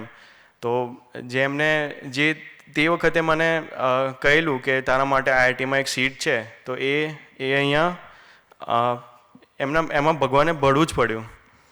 તો આ એક પહેલો એક્સપિરિયન્સ હતો જેમાં ઘણી ચિંતાઓ અને ઘણા એ અપ્સ એન્ડ ડાઉન્સ હતા, એમાં પણ ભગવાન ભળ્યા. પછી બીજો એવો પ્રસંગ થયેલો કે એકવાર જ્યારે એડમિશન મળી ગયું ત્યાં કોલેજમાં, માસ્ટર્સની કોલેજમાં, તો ત્યાં એવું છે કે માસ્ટર્સ લેવલ્સના કોર્સિસ હોય, તો એમાં બેચલર્સના જે કોર્સ હોય એનો બેઝ સારો હોવો જોઈએ તો જ તમારાથી આગળ માસ્ટર્સ લેવલના કોર્સિસ હોય એમાં આપણે આગળ સરખી રીતે એની એક્ઝામ આપી શકીએ એમ. તો મેકાટ્રોનિક્સ કરેલું તો એમાં અમુક મેકેનિકલના કોર સબ્જેક્ટ્સ આવે એ ભણેલા નહીં. તો ત્યાં જઈને IITનું એક તો પ્રેશર એટલું બધું એમ કે સામાન્ય કોલેજ કરતાં વધારે પ્રેશર ત્યાં આપે એમ. તો એ પ્રેશર તો હતું જ, એના ઉપર એ પણ હતું કે કોર્સિસ કરેલા નહીં કેટલાક, એટલે સબ્જેક્ટ લીધેલા નહીં, તો એ સબ્જેક્ટનું કરવું પડે ને પછી એને એડવાન્સ લેવલના કોર્સિસનું પણ કરવું પડે એમ. તો બહુ ટેન્શનમાં હતા કે exam final and semester exam ચાલતી હતી અને બહુ ચિંતામાં હતા કે આ કેમનું થશે એમ, આપણા લેવલનું નહીં અને આપણાથી થાય નહીં એમ. તો ત્યાં છે ને ત્યાં રૂમ એટલે જે હોસ્ટેલની રૂમ છે એમાં કેલેન્ડરની સ્મૃતિ છે સ્વામીજી અને સ્વામીજીની. તો એકવાર એવું થયું કે આવી રીતે બહુ દિવસથી ચિંતામાં હતા, ટેન્શનમાં હતા, તો બરોબર ઊંઘ આવે નહીં એમ. તો એક દિવસ બપોરનો સમય હતો એમ, અને એ વખતે આમ ભજન એટલે ટેન્શનમાં હતો તો ભજન કરીને સૂઈ ગયો એમ, ટ્રાય કરતો હતો કે સૂઈ જાઓ એમ. તો સૂઈ ગયો અને જેવો ઉઠ્યો તો એવી રીતે એટલે રૂમનો લેઆઉટ એવું છે કે સામે કેલેન્ડર છે અને એની ઓપોઝિટ સાઈડમાં બેડ છે આ માળો, અને એની ઉપર બારી છે એમ. તો બારીએ પડદા બંધ કરીને તડકો હતો એટલે પડદા બંધ કરીને સૂતો હતો એમ. તો ઉઠ્યો અને જેવો આંખો ખોલી એવું સામે કેલેન્ડર હતું. તો કેલેન્ડરમાં આવો પ્રકાશ હતો. જેવો મારી આંખ ખુલી અને મેં જેવો દર્શન કર્યા તો આવી રીતે એક પ્રકાશ હતો અને એના દર્શન થયા એમ. તો એ દર્શન 10 થી 15 મિનિટ રહ્યા. એમના પહેલાં સ્વામીજીના મુખારવિંદ પર પ્રકાશ હતો, પછી ધીમે ધીમે એ એમને છાતી તરફ ગયો એમ. એ 10 થી 15 મિનિટ બહુ સારા દર્શન થયા એમ. અને જેવા દર્શન થયા ને એવી બધી જ ચિંતાઓ દૂર થઈ ગઈ અને એક જ વસ્તુ એક જ ધારે દર્શન જ થતા રહ્યા. અને આજે આપણે વિચાર કર્યા એમ કે પડદા બંધ હતા એમ, અને જો પડદા કદાચ થોડા પણ ખુલ્લા હોય તો એક આમ લાઈન પડી જાય એમ, તડકાની એમ પ્રકાશની એક લાઈન હોય, પણ આવી રીતે સંભવ નહીં એમ. અને બીજું એવું હતું કે બપોરનો સમય હતો, 2-3 વાગ્યાની આસપાસનો, તો સૂર્ય જેમ આથમતો હોય તો એમ પ્રકાશ નીચેથી ઉપર જાય એમ, આમાં પ્રકાશ ઉપરથી નીચે જતો હતો. તો એ વખતે એકદમ આમ એવું થઈ ગયું કે અહીંયા ઊભો છું તો એના 12 ફૂટ દૂર પ્રગટ બેઠા છે અને અહીંથી 1200 કિલોમીટર દૂર છું. તો એ બંને વખતે એ એવી અનુભૂતિ કરાવે કે પડે પડે તારી સાથે જ છું એમ, તારાથી દૂર નથી. તો આટલા એક્સપિરિયન્સ કરાવ્યા પછી એમ આપ સ્વામીશ્રી અને આપ સૌ સંતોને પ્રાર્થના કે ચિંતામાં રહીને સમય બગાડવા કરતાં ભજન કરીને સમય સુધારી લેવાય. તો આવી નાની મોટી ચિંતાઓ તો થ્રુઆઉટ લાઈફ થતી રહેશે એમ, પણ એમાં સમય ના બગડાય અને આપના ભજનમાં ડૂબાય, આપનામાં ડૂબાય એવી આપ સૌને પ્રાર્થના. સહજાનંદ સ્વામી મહારાજ. દીપભાઈ એમના જીવનની વાત કરી તો જે સ્કોર કાર્ડ ઓપન નહોતું થતું, જે નહોતું થવાનું, એ આશ્ચર્ય છે એ મને મળ્યા એવા પ્રત્યક્ષ ભગવાન પ્રબોધ સ્વામી વતે જ થયું એવું એ દિલથી માનતા હતા. કે એમને પણ એમના જીવનની એક ચિંતા હતી કે ભાઈ મારું શું થશે, તો એમણે સંતના વચનમાં વિશ્વાસ રાખ્યો અને એનાથી આગળ કે એમના જીવનમાં જે કંઈ સસ્પેન્સ હતા એ બધા ઠાકુરજીએ એમને અનુભવ કરાવીને, એમના રૂમમાં અનુભવ કરાવીને એ બધા સસ્પેન્સ દૂર કર્યા. તો પ્રબોધ સ્વામીજી, આજે આપણા ચરણે અમારા બધા વતી એ જ પ્રાર્થના છે કે જેવી રીતના દીપભાઈએ સંતોના વચનમાં વિશ્વાસ રાખ્યો અને આપ અમારી સાથે જ છો અને આપ જ કરતા હરતા છો એવું અમે દિલથી માનીએ, એવું આજના દિવસે અમને બધા ભૂલકાઓને આશીર્વાદ આપજો. એ જ પ્રાર્થના. સહજાનંદ સ્વામી મહારાજની જય. હવે આપણે સ્વામીજીના આશીર્વાદ અને સસ્પેન્સ એક્ઝેક્ટ શું કહેવાય એ સ્વામીજી એક બહુ સરસ વર્ણન કરે છે. એ વિડીયો આપણે બધા નિહાળીએ. યુવાનીમાં એક જીવતો પ્રવાહ છે, યુવાનમાં એક જીવતો પ્રવાહ છે. યુવાની જ્યાં સુધી હોય ત્યાં બધું પોઝિટિવ પ્રવાહ છે. 55 વર્ષની ઉંમર પછી જય સ્વામી નારાયણ, પછી તમારા શરીરને સાચવવાનું, શરદી થયો તો સાચવવાનું, કફ થયો, કોન્સ્ટિપેશન થયું તો સાચવવું પડે જ. યુવાની એક અવસ્થા તરવનાટ છે, ધારીએ તેમાં થઈ શકાય બસ. ભલે આપણા 2 પૈસાની બરકત નથી, આ પુરુષો બરકત વાળા છે. આપણામાં ભલે કશું જ નથી, એનો કોઈ વાંધો જ નથી, ભલે આવી ગયા તમે, પણ આ પુરુષો ખૂબ બરકત વાળા છે, ખૂબ એટલે ખૂબ. અને એટલે જ 2 નાનકડા પ્રસંગની વાત કરી લઉં છું, એટલે ટૂંકમાં જ હું બતાવી દઉં છું. પેલા ટાબોરિયાને સ્વામીજીએ એવું હિત કર્યું, રાત્રે બિચારા વડોદરા પાછા જતા, સ્વામી કે અત્યારે સૂઈ જાઓ. સવારે ઉઠાડ્યા, ગોષ્ઠી કરી, સ્વામી બધાને લુંગીને રૂમાલો આપ્યા. પછી બાબા કહે જાઓ તમારી ઘરે જઈ કપડાં લઈ આવો, આજે રાત્રે હું રોકાવાનો છું, કાલે બધાને જવા દઈશ. પેલો એક બીમાં ફર્સ્ટ ક્લાસ ગોલ્ડ મેડાલિસ્ટ દીકરાએ મને કહ્યું કે સ્વામીજીને કે હજી રાત્રે સૌરાષ્ટ્ર મેલમાં 12 વાગે મારે જવાનું છે. મેં હું બધું કહીશ, તું આવી જા. જમવા ટાઈમે આવી ગયા, આનંદ કરાયો. સ્વામીજી બધાને પીરસ્યું, બહુ આક્રમક હૃદયથી પીરસે, ભક્તિનો પૂર્ણ હૃદયથી. સ્વામી જમાડે એટલે એક મગજનો લાડુ અથવા તમે એક જ લાડુ જમી શકતા હોય ઘઉંનો, તો સ્વામી તમને એકી સાથે 6 જ પીરસે. એક વાર તમે ના પાડી દો, હા, પછી બાપા મીઠા ધીમે રહીને બોલે, હમણાં તું તારાથી જમાશે, પણ 3 વાગે ભૂખ્યો ના થઈશ, 3 વાગે માગવા ના આવીશ. 1 વાગે જમો ને 3 વાગે પછી સ્વામી પાસે જાઓ, સ્વામી બહુ ભૂખ લાગી છે. એ અગ્નિ મૂકનાર પુરુષ હતો. તમારી કેપેસિટી કાંઈ ન હોય, તમે એક જ લાડુ ખાઈ શકતા હો, તમને 6 જમાડે, 12 જમાડે, અને 3 કલાક પછી તમે એવા ને એવા ભૂખ્યા થઈ જાઓ. એની તાકાત કલ્પનાતીત. છોકરાઓને બહુ જમાડે, આનંદ કરાવી દીધો. પછી રાત્રે પેલા મારા મિત્રને 11:30 વાગે ઘોડાગાડીમાં બેસાડીને વિદાય કરતો હતો, ત્યારે ઘોડાગાડી ચાલી બી ગઈ, મંદિરના કમ્પાઉન્ડની બહાર બી પહોંચી ગઈ. સ્વામીજીએ મને એકદમ બોલાવીને કહ્યું કે જલ્દી પેલાને તમારા મિત્રને બોલાવી લો, અમારે બહુ કામ છે. હું તો દોડ્યો, ઘોડાગાડી પકડી, પેલાને મેં કહું ચાલ સ્વામી. મને કે તું સ્વામીજીને કહેતો ખરો કે મારે સૌરાષ્ટ્ર મેલમાં જવાનું છે. પછી મેં એને કહ્યું સાંભળ, માનવીની આગળ વાત થાય, પ્રભુના દિવ્ય સંતની આગળ વાત ન મુકાય. એ અંતર્યામી પુરુષ છે, સર્વજ્ઞ ઉતાર્યો. હા, એને સૌરાષ્ટ્ર મિલમાં જવું હતું જ. સ્વામીજીની પાસે આવી ગયો. સ્વામીજી તો આમ જ બેઠા હતા લહેરથી. એટલે બાપાએ પેલા છોકરાએ એને બાપાને પૂછ્યું, સ્વામીજી શું કામ છે? સ્વામી કે પગ ડાબો. લે આગે કામ કહેવાય? અને જે મંડી પડ્યા. સ્વામીજી પેલો દીકરો કે સ્વામી સ્વામી મારે સૌરાષ્ટ્ર મેલ. સ્વામી કે જલ્દી પગ ડાબો, જોરથી. સ્વામી સ્વામીમાં ત્રીજી વખત સ્વામી કે પાછળ કેડ પર આવી ગયા. પછી ચોથી વખત પેલો દીકરો કે સ્વામીજી કાલે મારે ઇન્ટરવ્યુ છે અને ઇન્ટરવ્યુ જતું રહેશે. ત્યાં યોગી મહારાજ હસતા હસતા કે ઇન્ટરવ્યુ ભલે જતું રહે પણ તું પર ન જવું એટલે અમારે ધ્યાન રાખવું પડે. એનું નામ સાધુ કહેવાય. આ ફોટો નહીં, આ જીવતો સાધુ. પેલા બિચારાને ખબર જ ન પડી. રાત્રે 1:30 વાગે ઉઠ્યો, ઊંઘ આવે નહીં. મને કે તું સુઈ જા, ગભરાઈશ નહીં, ચિંતા ના કરીશ. અરે કે શું સુઈ જાય, પણ ઇન્ટરવ્યુ ગયો. મેં કહું તું જ જવાનો હતો. આ ડોહલો સાચું બોલ. સૂર્ય એનો પ્રકાશ છોડી દે પણ એની વાણી એની સત્યતા ના છોડે.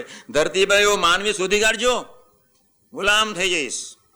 ત્રીજે દિવસે સવારના પહરમાં જ્યારે પેપર આવ્યું ત્યારે મારો બેટો મારો મિત્ર મને કે બહુ સારું થયું, બહુ સારું થયું. હા, સ્વામીજી મને ન જવા દીધો. કદાચ મરી ગયો ન હોત પણ હોસ્પિટલમાં તો જાતો જ.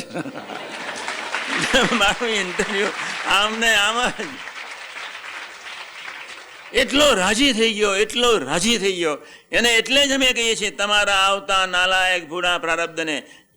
એક તમને જ પ્રશ્ન પૂછું, અલ્હાબાદની ગમે તેવી ગંદી ગટર હોય પણ ગંગામાં ભળે એટલે પછી 12 માઇલ પછી એ જ પાણી માથે ચડાઈએ આપણે.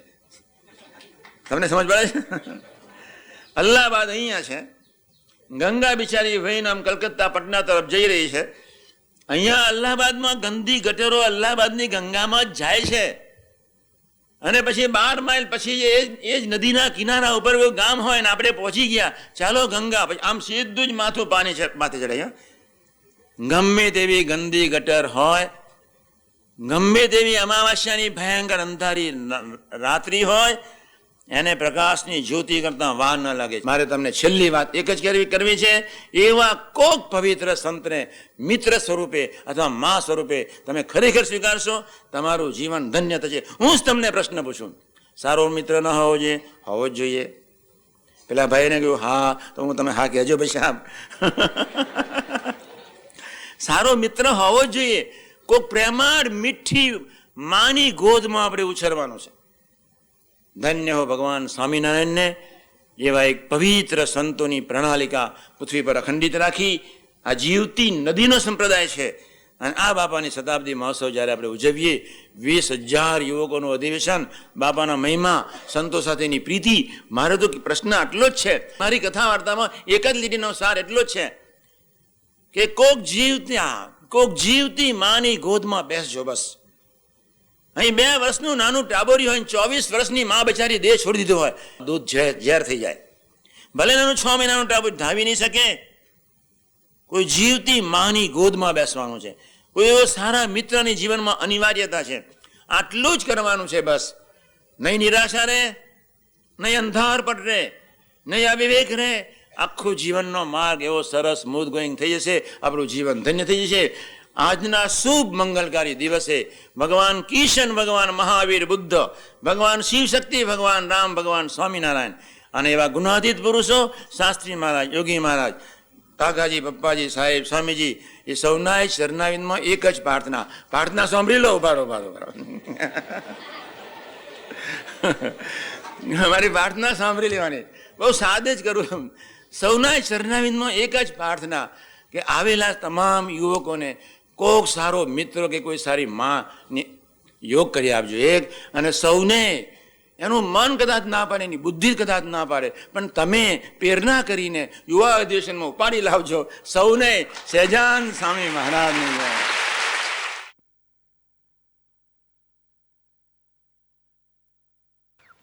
પ્રેઝન્ટેશનથી બધા સસ્પેન્સ ખુલી ગયા. લાસ્ટ સભાની અંદર વાત કરી હતી, એક પ્રસંગ કીધું હતું મેં, કેટલા ક્રાંતિકારી હતા અને પાસબુક ચોરી લાયા હતા. તો એમાં બી સસ્પેન્સ હતો, એટલે મારા ફ્રેન્ડે એનાલિસિસ કર્યું, કેમ કે બધા ફળદ્રુપ મગજો હોય. તો મને કે શરદભાઈ કેમ માર્યો ખબર તમને? કેમ કે આપણે તો આટલું જાણ્યું હતું, જે જાણ્યું હતું બોલ્યા હતા, એનાલિસિસ નહોતું કર્યું. ખરું એનાલિસિસ તો આ લોકોએ આપ્યું. મને કે કેમ માર્યો તો ખબર તમને? ના. તે કે પોલીસે આટલી બધી મહેનત કરી હતી ને અને પૈસા હાથમાં ના આવ્યા એટલે માર્યા. સસ્પેન્સ પછી આ રીતે રિવીલ થાય. પણ આપણું એનાલિસિસ બહુ પ્રસંગ લીધો હું, પણ પ્રસંગ લેવાનો હું હતો કે જે રિગ્રેટ કર્યું હતું રિગ્રેટ નહીં કરવાનું, ફ્યુચર માટે એન્ઝાયટી નહીં રાખવાની, અને પ્રેઝન્ટમાં જીવવાનું અને પ્રેઝન્ટ સાથે જીવવાનું એ લેવાનું હતું. એની જગ્યાએ આપણે એલા પોલીસવાળાને લઈ ગયા છે. પણ પ્રેઝન્ટમાં રહેવાની વાત. એ સસ્પેન્સ ક્યારે ખુલે? સસ્પેન્સના 3 શબ્દો થાય. ગુરુહરિએ પરવાણીમાં વાત કરતા કીધેલું કે શું થશે, કેમ થશે અને ક્યારે થશે, એ સસ્પેન્સ કહેવાય. આપણે આખી જિંદગી સસ્પેન્સમાં જતી રહે. શું થશે, કેમ થશે અને ક્યારે થશે. દીપભાઈની વાત આપણે સાંભળી, એમને લાઈફમાં પણ એવું હતું કે શું થશે મારું આગળ, કેમ થશે અને ક્યારે થશે.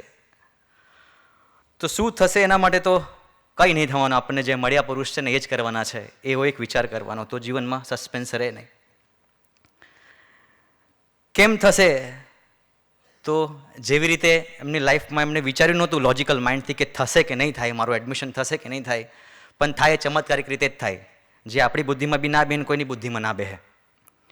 અને ક્યારે થશે તો કે આપણી મરજી પ્રમાણે નહીં થાય, એમની મરજી પ્રમાણે થશે. આટલા 3 વિચાર આપણા મગજમાં રાખીએ ને તો આપણા લાઈફમાં આપણે ક્યારેય સસ્પેન્સમાં ના ડૂબીએ. એટલે વિશેષ વાત નથી કરવી, પણ આજના આખા કન્ક્લુઝનમાં ખાલી એક જ વસ્તુ કહેવાય એવી છે कि अब डूबने का क्या खौफ है गुरु हरि, अब डूबने का क्या खौफ है गुरु हरि, जब नाव भी आपकी, दरिया भी आपका, लहरें भी आपकी और हम भी आपके.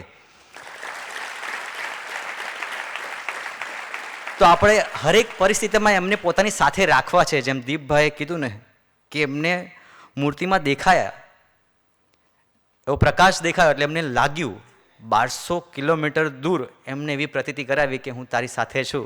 તો આપણે એમની સાથે, આપણે એમને પોતાની સાથે રાખવા છે.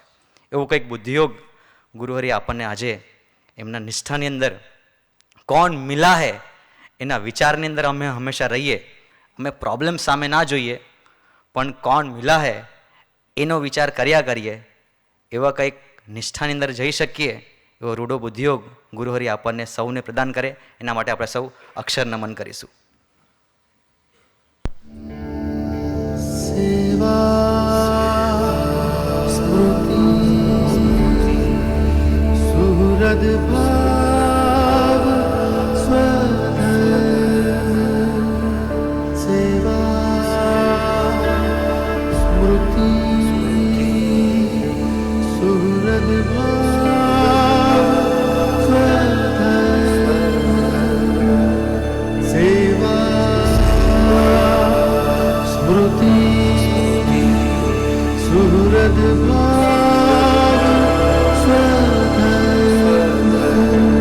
बस एक बस एक बस एक हे हरि हरि हरि.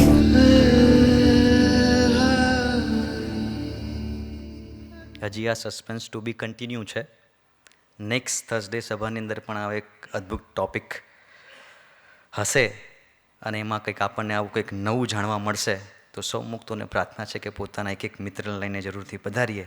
ત્યાં સુધી આપણે આ સભાને વિરામ આપીશું. ગુરુહરિને પ્રાર્થના કરીએ કે આપણા સભામાંથી પોતાને કક્ષ તરફ પ્રયાણ કરશે. આપણે અહીંયા પોતાના સ્થાન પર બેઠા બેઠા એમના મૂર્તિને નિહાળીશું, દર્શન કરીશું.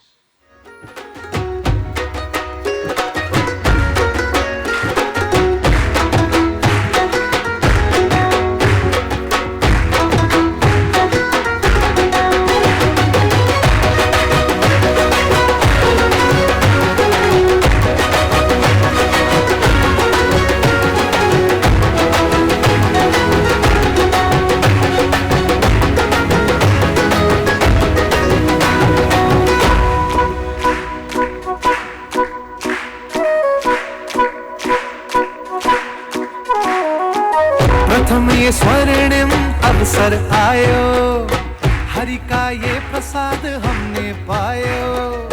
प्रथम ये स्वर्णिम अवसर आयो, हरि का ये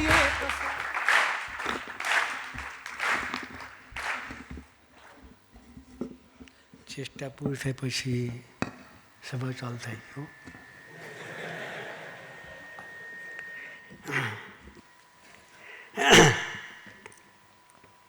સસ્પેન્સ ખોલ્યું. અક્ષર નમન થયા પછી પણ માઇક આપે.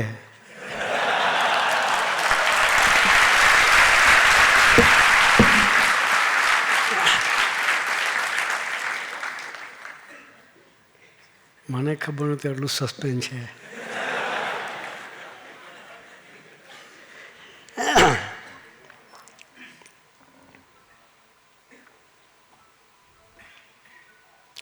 પાંચ 4 વર્ષ પહેલાના કર્ણના આજે દર્શન થયા.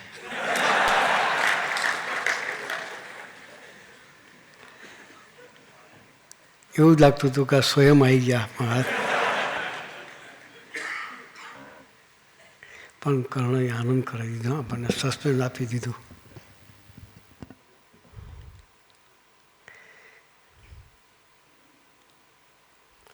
એના જીવનની ઉપાધિઓ, એના સોલ્યુશન સરસ મળી ગયા બિચારાના.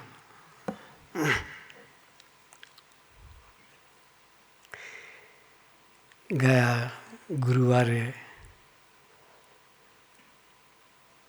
આપણે જે પ્રેઝન્ટેશનમાં 3 વસ્તુનો વિચાર કર્યો.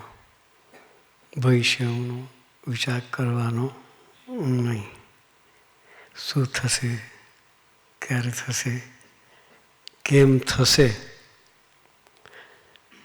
કારણ કે એ 40% આવે, જે આપણાથી થઈ શકવાનું નથી.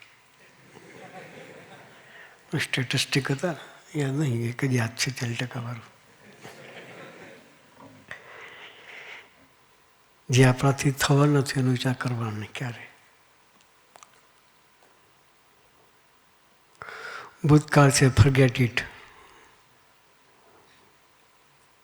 મોટામાંથી ગાળ નીકળી ગઈ, પાછી અંદર આવવાની નથી. કે આવવાની હે? અપશબ્દ નીકળી ગયો, પાછો આવવાનો નથી. તો શું કરવાનું? ગાળો બોલ્યા જ કરવાની ના. જાગૃત રહેવું, વર્તમાનમાં જીવવાનું.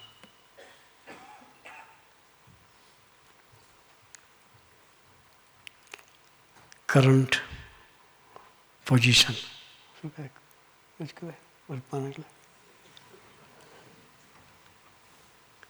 વર્તમાનમાં જીવવાનું. ભૂલ થઈ એને ભૂલી અને ફરી ના થાય એના માટે જાગૃત રહેવાનું.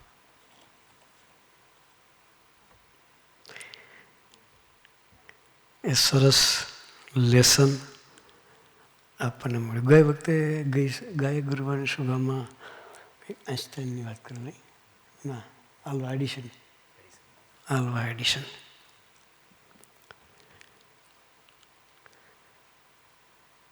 એને પોતાનું રિસર્ચ લેબ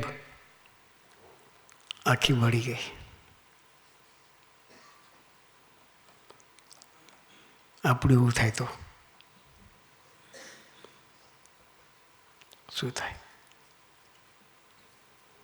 એને ઘરવાળીને બોલાય, દીકરાને જોજો કે જોવા જેવું છે કે આ ફરી જોવા નહીં મળે તને. કે હું જોવાનું? હે, બધી મહેનત પાણીમાં ધોવાઈ ગઈ, જોવા જેવું શું હતું? એક આદર્શ આપણને આપ્યો એને. એ જ્યારે પ્રસંગ બને ત્યારે સ્વામીજી વાત કરતા હતા કે આલ્વા એડિસનનો છોકરો પણ એ ફેક્ટરી બળેલી જોઈને ત્યાં on the spot heart attack આવીને મરી ગયેલો. આ સ્વામીજી પોતે બરાબર બધી સ્વામીજી આ વાત કરતા હતા. બીજો આઘાત, ફેક્ટરી બળી એક આઘાત, દીકરો મરી ગયો બીજો આઘાત. દીકરા જ્યારે જ્યારે જોવા બોલાવે ત્યારે એને દીકરાને કહ્યું કે આપણી ફેક્ટરી બળી, પણ આપણી બુદ્ધિ ક્યાં બળી ગઈ છે? ભગવાને આપેલી બુદ્ધિ એ તો આપણી પાસે છે ને. નવી શરૂઆત કરીશું, સારી શરૂઆત કરીશું. એને ભગવાનનું બળ લીધું. એને ભગવાન મળ્યા નહોતા. એને હરિપ્રસાદ સ્વામીનો યોગ નહોતો કે આપણા ભગવતી આનંદ સ્વામીનો યોગ એને નહોતો. છતાં એક સમજણથી જીવતા હતા.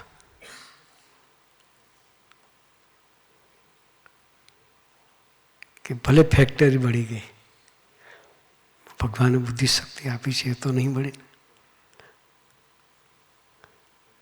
તો એને કેટલી બધી નવી શોધખોળ કરીને આપણને આપી દીધી.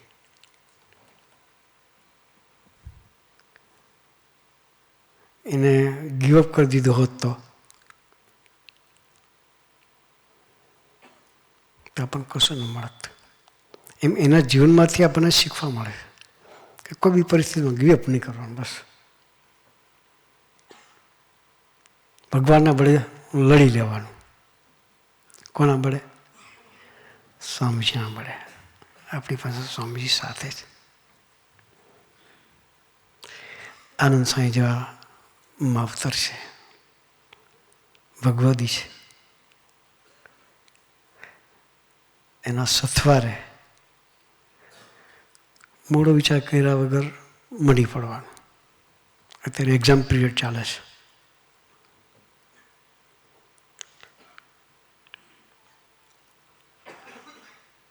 ડિપ્રેશનમાં જવાની જરૂર નથી.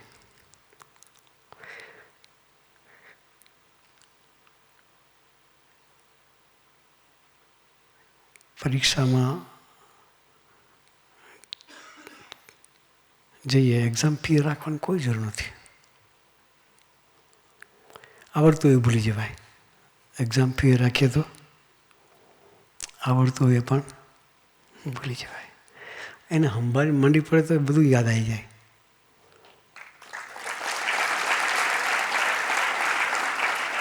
એટલે આપણી પાસે તો બુદ્ધિ શક્તિના દાતા પુરુષ મળ્યા છે.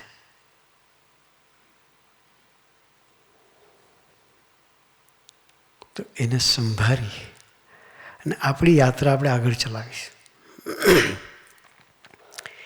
આ તો ભણવાની વાત છે, પણ સ્પિરિચ્યુઅલી પણ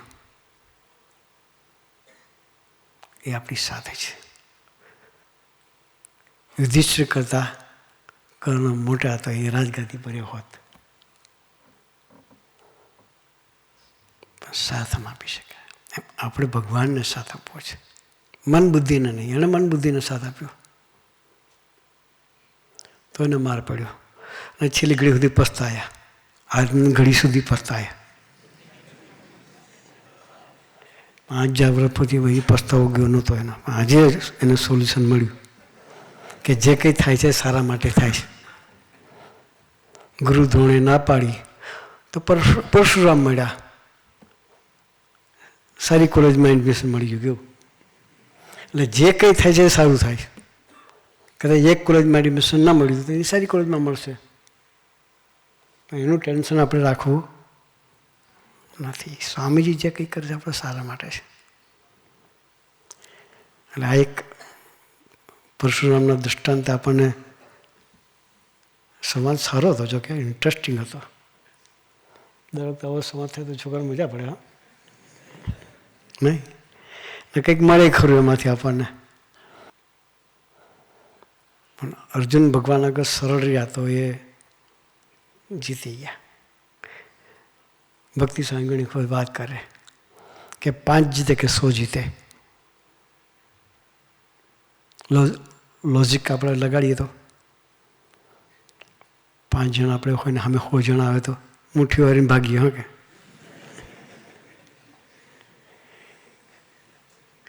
પાંડવ 5 હતા, પેલી બાજુ 100 હતા, છતાંય 5 જીતા. એનું કારણ સાથે ભગવાન હતા. એમ આપણી સાથે સ્વામીજી છે.